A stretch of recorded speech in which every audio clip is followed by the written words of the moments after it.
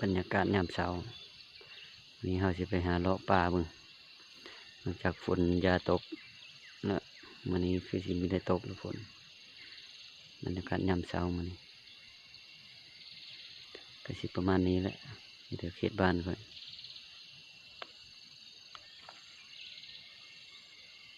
พุ่นละเราจะไปทางมอละลายพุ่นละขึ้นชันภู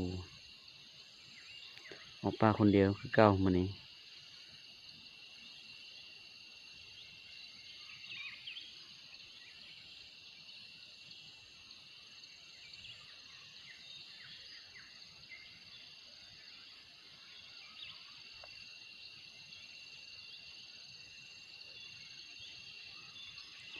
ภูจุกๆน้อยบนเป็นเมืองบุรพา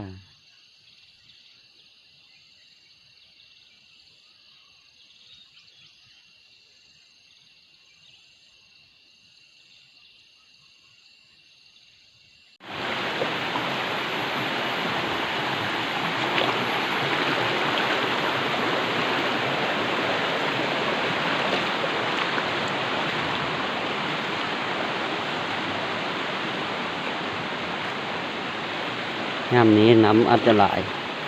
ไปยะหน่อยนึงแต่เฮาต้องระวังเอง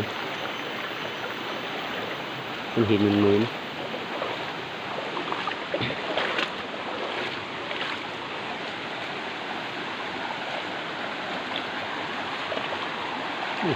มันจะหัก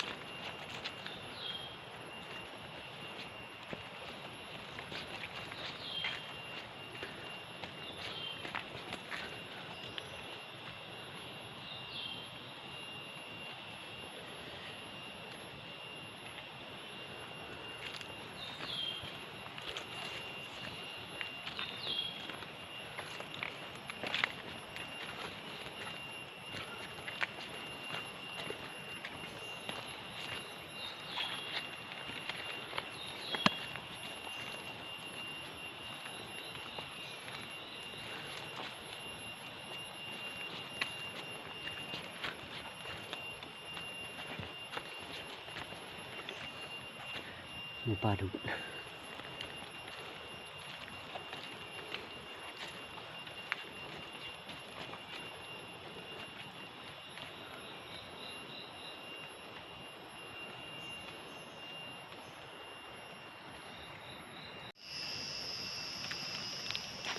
มากใหม่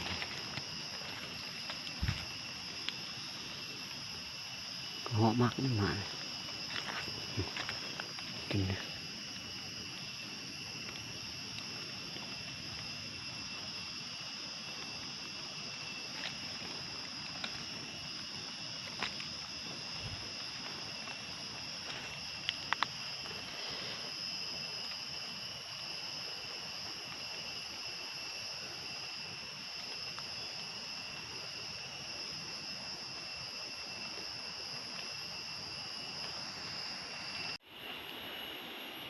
ขอ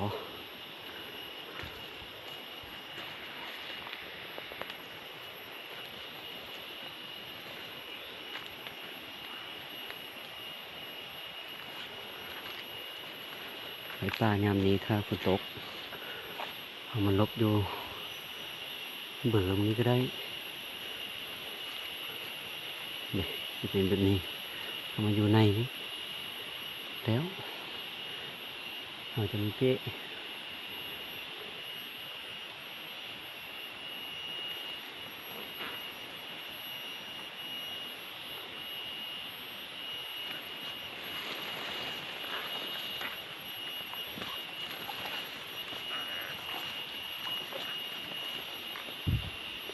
วันนี้อายดินขึ้นหลาย